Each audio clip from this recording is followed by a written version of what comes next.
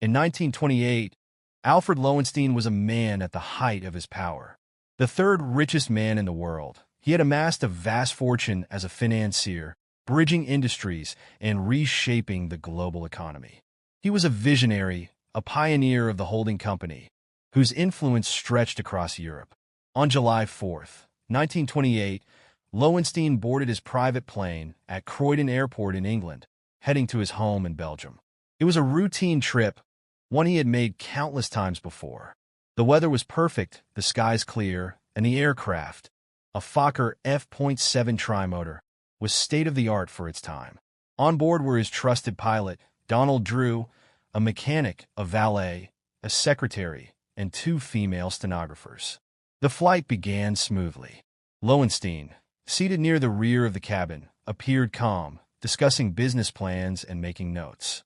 At some point during the flight, somewhere over the English Channel, he rose from his seat and walked to the small bathroom compartment at the back of the plane. This was no ordinary restroom.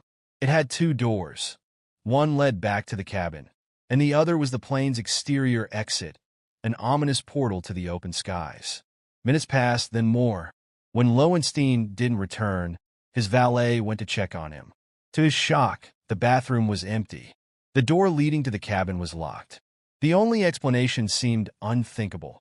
The exterior door, now slightly ajar, had been opened mid-flight. Alfred Loewenstein, one of the wealthiest and most powerful men alive, had disappeared into thin air. Panic erupted among the crew. The pilot, Donald Drew, made a bizarre decision. He didn't head to the nearest airfield, which would have been standard procedure. Instead, he landed on a deserted beach near Dunkirk, France, an area controlled by the military. The French authorities quickly detained the crew and passengers. Their explanation was as improbable as it was grim. Loewenstein had fallen to his death after accidentally opening the exterior door. But how? In the days that followed, speculation ran wild. Aviation experts were baffled. Tests on the Fokker trimotor revealed that its exterior door was nearly impossible to open mid-flight due to the pressure difference and the design of the hinges. British Air Ministry officials even went so far as to replicate the conditions of the flight, hurling themselves against the door at 1,000 feet. It held firm. The conclusion was clear. No one could have fallen out of the plane by accident. And yet, there was little urgency to investigate further. 2 weeks later, on July 19th, a fishing boat discovered a decomposed body floating near the French coast. The clothing matched Alfred Loewenstein's, and his widow, Madeleine, arranged a private autopsy. The results raised more questions than answers. There were no signs of foul play, but a small amount of alcohol was found in his blood. A peculiar finding, as Loewenstein was known to abstain from drinking. The autopsy concluded the cause of death as drowning, but the circumstances surrounding it remained murky. So, if it wasn't an accident, what happened? One theory was suicide, but this, too, seemed unlikely. Loewenstein had no history of depression. In fact, he was actively planning his next business moves, even on the day of the flight.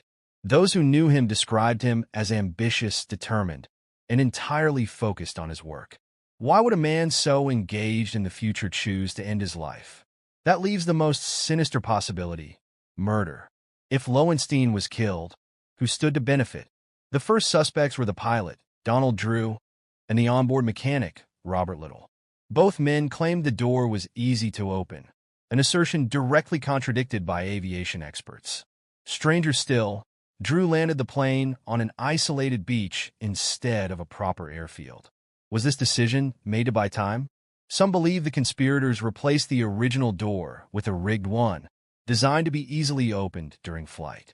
After Loewenstein was forced out, the door could have been swapped back upon landing, erasing evidence of foul play.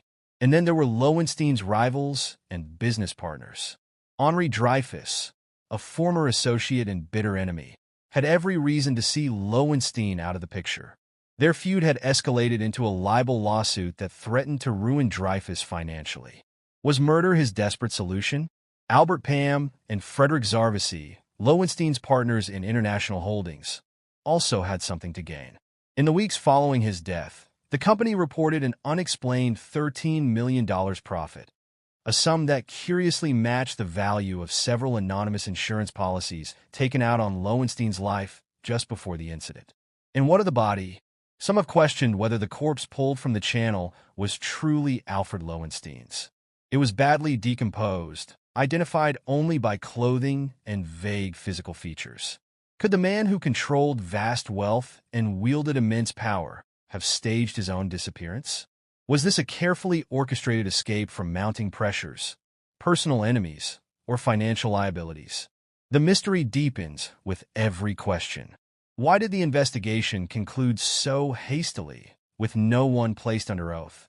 Why were the French and Belgian authorities so eager to close the case? Almost a century later, the disappearance of Alfred Loewenstein remains one of aviation's greatest unsolved mysteries. A tale of ambition, betrayal, and possibly murder.